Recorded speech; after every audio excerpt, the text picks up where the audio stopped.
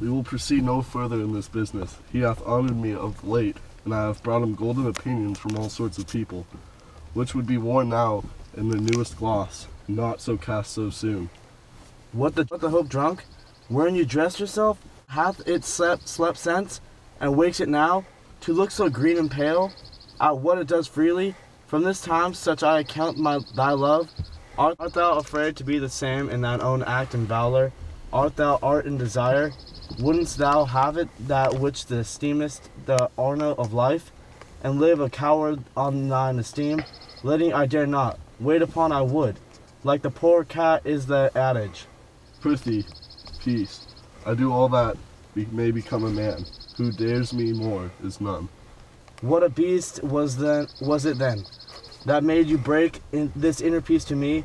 When you durst do it, then you were a man?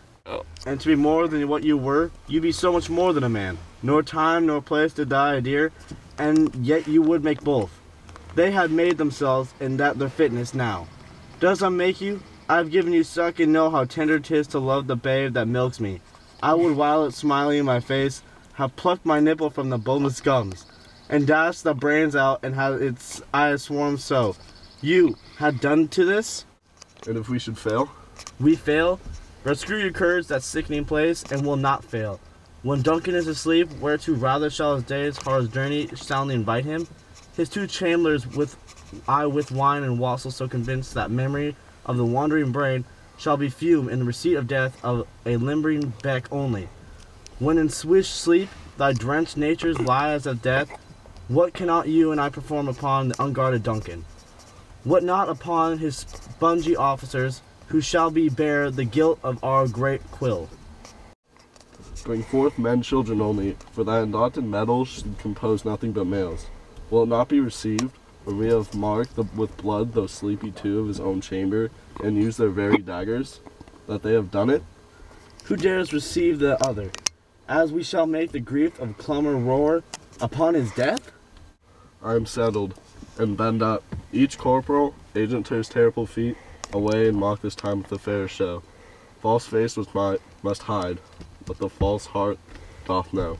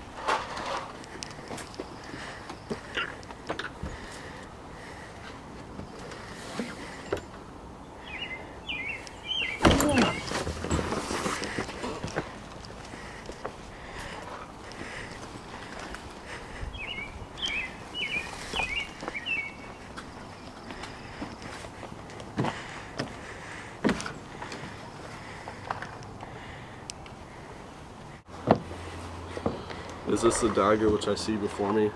The handle toward my hand. Come, let me clutch thee. I have thee not, and yet I see thee still. Art thou not fatal vision, sensible to feeling as to sight?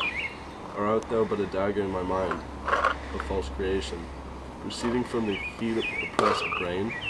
I see thee yet, in fullness palpable, as which I now draw.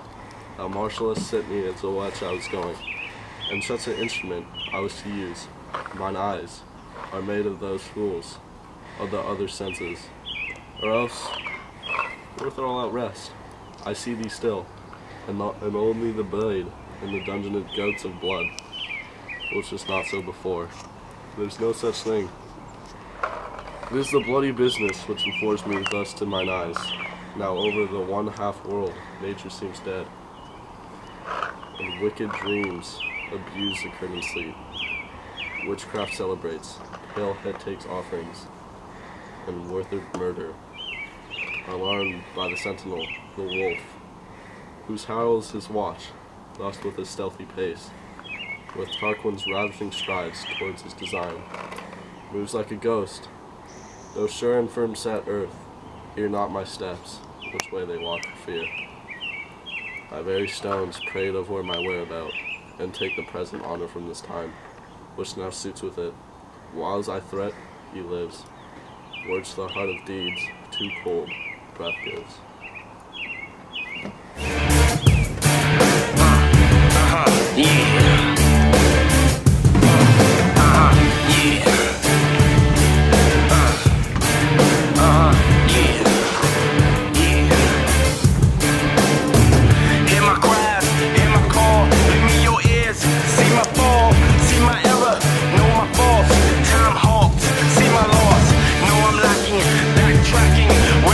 Pistol packing, itchy finger, trigger happy, try to trap me, being rap, wiretap me, backstab me, break the faith, fall from grace, tell me lies, time flies, close your eyes, come with me.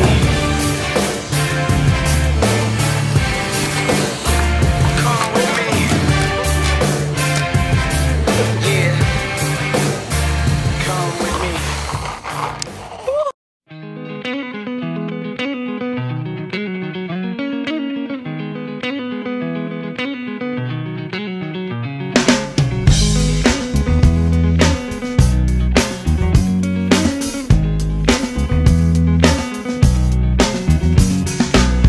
To decide that the things that I tried were in my life just to get high on.